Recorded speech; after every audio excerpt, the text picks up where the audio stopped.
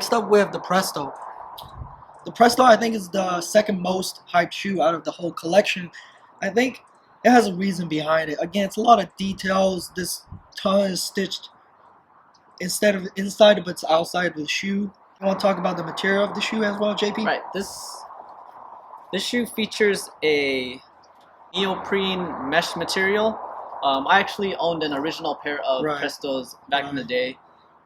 It was, I would say, a revolutionary shoe for Nike, which opened the doors for future shoes like the Nike Free.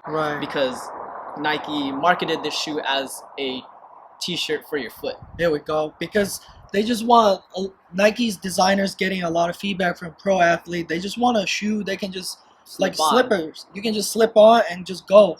Do whatever performance you want to do. And this is the only shoe that doesn't come with half sizes, right? So if you're thinking about getting these, they run true to size. Yeah, for example, like if you travel and you wear these to the airport, when you're up in the air, you know, your feet expand. You don't want a tighter shoe to constrict your foot for comfort.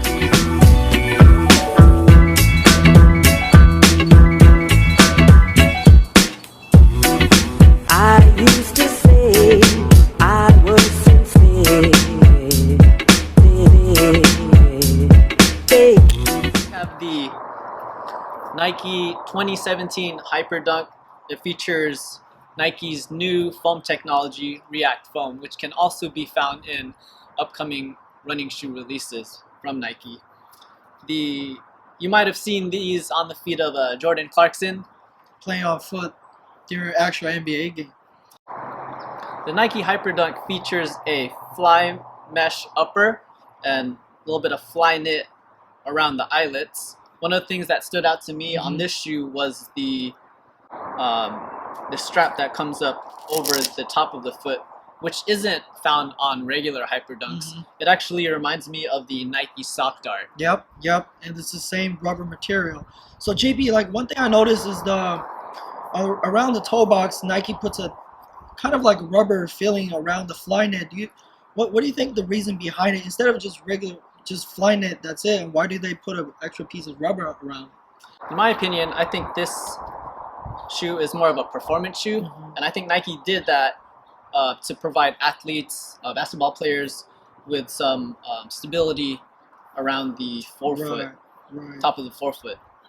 Actually does affect the sizing because it's a tighter, it's a more stiffer material. It causes the fittings to be a little bit more tighter. So if you're thinking about getting these, size up, half a size. I used to say I was sincere.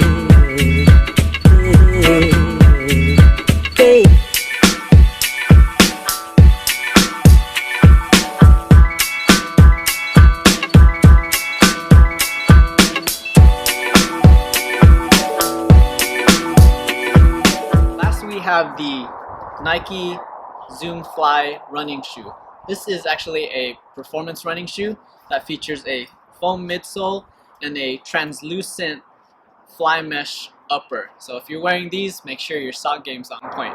Similar to the Nike Air Max 90, the Nike Swoosh features that baseball-like stitching on the side.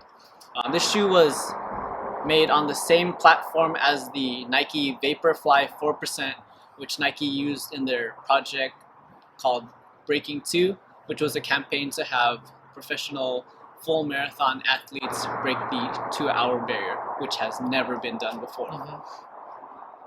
So what do you think about the fit, JP, on these?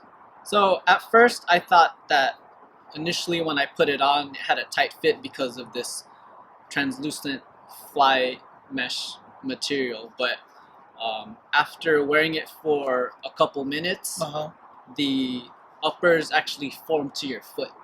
Oh, okay. So in my opinion, they are true to size if you're using them as a performance running shoe, but if you're wearing them casually, maybe size up half a size, because similar to the Nike Presto, if you're traveling and you hop on a plane, once you're up at high altitude, your body expands and it might get a little bit tight.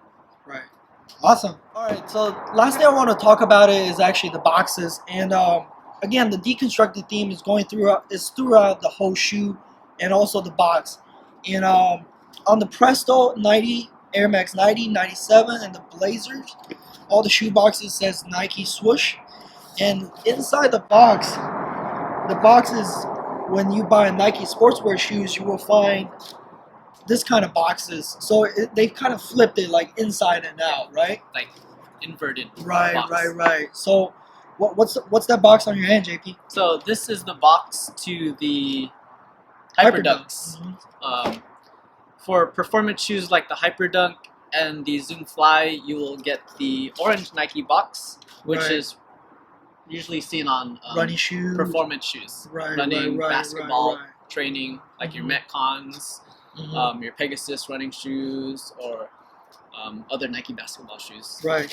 And I think the difference is the sportswear shoes says Nike swoosh. The performance shoes say swoosh on the top of the box. Here we go. And the only Jordan out of this collection is the Jordan 1, and it actually says Jumpman. And again, the inside features a regular Jordan 1 box, kind of flipped it, the inverted view of the box. All right, now we finished talking about all the shoes we have on the table, and now is the easy part. JP, you get to browse the table. Tell everybody what's your top 3. All right, so my number 3 is going to be the Jordan 1. Good choice, good choice. This is my number 3 because it kind of brings me back to when I first started collecting shoes. Mhm. Jordan 1s, I bet everybody's favorite, especially Right. this colorway. It's a classic colorway, iconic silhouette. Dunk high. Yeah, kind of reminds me of the Nike SB Dunk Highs, Right. which were inspired by the Jordan 1. Here we go. It's my Absolutely. number 3 because of it's an iconic shoe. It's a classic colorway, but it's not the most comfortable. Right. I can't right. wear it all day at work. So that's the the comfort took a hit. Right. I'm all Alright. about comfort. My number 2 is going to be the Nike Blazer. Great choice. Can't go wrong. Classic. Once again, this takes me back to when I first started collecting sneakers. I started collecting with Nike Dunk SBs, and Mhm. as part of the Nike SB line, Blazers were included in that line. For sure. So for this sure. is a shoe that I could wear every day. I could wear it with joggers, with denim, with a suit. So does that mean you're gonna rock there at your wedding or something? Maybe at the reception. All right, you guys heard the man. We'll have on foot on that day. All right. Lastly, top 1. Here we go. Dun dun dun. Alright, so my number 1 favorite shoe out of the Nike Off-White The 10 collection is the Nike Zoom Fly. Good choice. Good choice. This is my favorite out of the 10 collection because as an avid runner and a fitness professional, I'm always on the go, and this provides me with the most stability Right. and comfort. I can wear this all day training clients, doing desk work, running Mhm. errands. Mhm. It is a performance shoe, but you can also wear it casually. Yeah, you won't go wrong with this unless your sock game is weak. That's the only thing. That's right. As So- we mentioned before, one of the things that's very unique to this particular shoe of the collection is that it features a translucent Mhm. upper. So if you are going to wear these, make sure that your sock game is on point. That's right. That's Shout right. out to Stan Socks. Here we go. All right, Max. Now that I've shared my top 3, what's your top 3? So again, for me, I think what differentiates JP and I is that I'm a hype beast. I have to admit it, and JP is more practical. More practical. More Comfort, practical. Yep. functionality. Yep. So it's going to be different. So first shoe, number 3 for me, will be the 97. I never owned a pair, like I said, but this particular shoe is just clean. White pair with the black and white, you just can't go wrong. And the swoosh is actually not popped out like what JP was saying.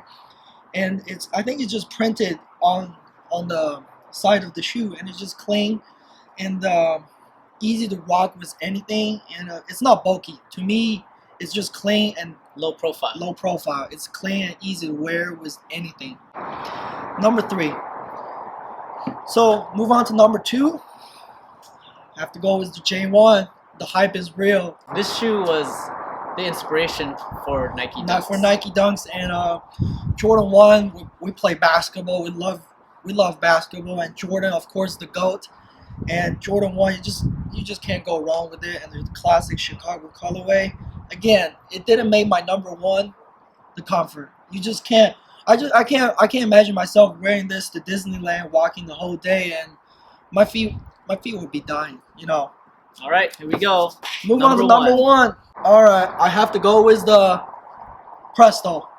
So the Presto being my number 1 is the fit and the comfort. I can just wear this all day, and this black and the cream colorway really made it easy to match with any outfit. And I think the ton being stitched on the outside really made it stand out. And the material that Virgil used on this is just amazing. And again, the reason being the second most hype shoe out of the collection, it has a reason and lives up to the hype. Alright guys, JP and I just finished reviewing all the 7 shoes that we own out of this collection. Hopefully you guys enjoyed the contents that were put out in part 1 and part 2 and part 3. I just want to give a big shout out to all the vloggers out there, because it really takes a lot of dedication and time to make great contents, and I just have tremendous respect for them. Next up, I want to give a big shout out to JP for taking his time. We had a lot of fun shooting this video. Also, another shout out to a great friend of ours, Arif. He's our cameraman. So without JP and Arif, this video won't be possible. And lastly, if you guys enjoy all the contents, make sure you subscribe to my channel, hit the likes button, and any comments, just leave it down below. And I will catch you guys on the next episode.